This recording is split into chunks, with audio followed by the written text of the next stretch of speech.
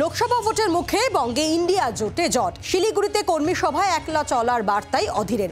লড়ে জিতেছেন, কাউকে পরোয়া করেন না, গরম কথা শুনে লাভ নেই মন্তব্য অধীরের।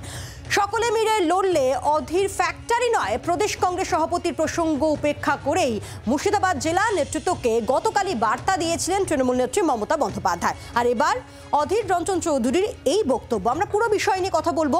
আমাদের সঙ্গে টেলিফোনে রয়েছেন প্রতিনিধি প্রবীর চক্রবর্তী রয়েছেন আমাদের সঙ্গে। প্রবীর, গতকাল মুর্শিদাবাদকে নিয়ে যে বৈঠক তৃণমূল সুপ্রিমোর হয়েছিল, সেখানে বার্তা এসেছিল এবং সেই বার্তার পাল্টাই কি এবার অধীর রঞ্জন চৌধুরীর একলা চলন নীতি? ধরে জোট রাজনীতিতে একটা তরজা চলছে তৃণমূল কংগ্রেস এবং কংগ্রেসের মধ্যে। গতকাল মুর্শিদাবাদ নিয়ে বৈঠকের পর সেই তরজা কিন্তু অনেকটাই বেড়ে গেছে। গতকাল তৃণমূল নেত্রী মমতা বন্দ্যোপাধ্যায় তিনি দলীয় নেতৃত্বকে জানিয়েছেন যে 42টি আসনের জন্য তৈরি হতে এবং মুর্শিদাবাদেও 3টে আসনের জন্য তৈরি হতে, আর একসঙ্গে লড়লে অধীর চৌধুরী কোনো ফ্যাক্টর না। গতকালই তার উত্তর দিয়েছিলেন অধীর চৌধুরী। আজকেও কিন্তু অধীর চৌধুরী তারা বলেছেন তিনি তারা একাই লড়তে পারেন, তারাও পরোয়া করেন না। সকালে কুণাল ঘোষও বলেছেন যে কংগ্রেস দুমুখ নীতি নিয়ে চলছে। সুতরাং বুঝতেই পারছো যে জোট রাজনীতির আবহাওয়া কিন্তু এখন অত্যন্ত গরম। এই মুহূর্তে দাঁড়িয়ে একটা তরজা চলছিল, সেই তরজা কিন্তু গতকালের পর থেকে অনেকটাই বেড়ে গেছে।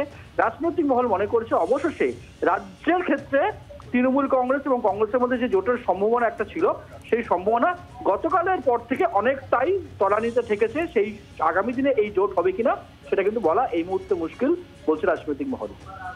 ধন্যবাদ। প্রবীর চক্রবর্তী ছিলেন প্রতিনিধি আমাদের সঙ্গে। অধীর রঞ্জন চৌধুরী প্রদেশ কংগ্রেস সভাপতির বক্তব্য আপনাদেরকে শোনাবো। পাল্টা তৃণমূল কংগ্রেসের মুখপাত্র কুণাল ঘোষের বক্তব্য শুনবো। যে ফ্যাক্টরটা তাকে জিজ্ঞেস করুন না। আমি লড়ে জিতেছি, আমি হারিয়ে বড় হয়েছি। আমার কাছে লড়াইটা শেষ কথা। আমি কাউকে পরোয়া করি না, কাউকে পরোয়া করে রাজনীতি করি না। একবার না হাজারবার বলেছি, আবার বললাম, আর কি বলি। আমি জানি না ওইসব, আমার কাছে ওসব গরম কথা শুনে লাভ না। আমি যা করার অনেক আগে বলেছি, আর যা করি আমি কাজ করে দেখিয়ে দিয়েছি। একাই 100ই, তৃণমূল তো একা 100।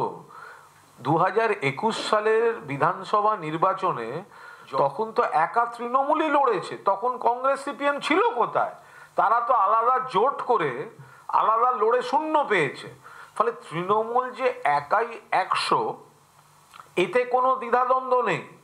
এখন যেহেতু দেশে ইন্ডিয়া জোট একটা গঠিত হয়েছে, মমতা বন্দ্যোপাধ্যায় তার গুরুত্বপূর্ণ নেত্রী, ফলে জোট ধর্ম মেনে জোটের প্রতি সম্মান দেখিয়ে তৃণমূল কংগ্রেস এই বিষয়টা বরদাস্ত করছে, এই জোট আলোচনাটা। এখন সেটা যদি অবাস্তব কোনো দরাদরিতে গিয়ে দাঁড়ায়, তো তৃণমূল কংগ্রেস তো বসে বসে দেখবে না। বাংলার আওয়াজ, বাঙালির আবেগ, জি 24 ঘন্টা।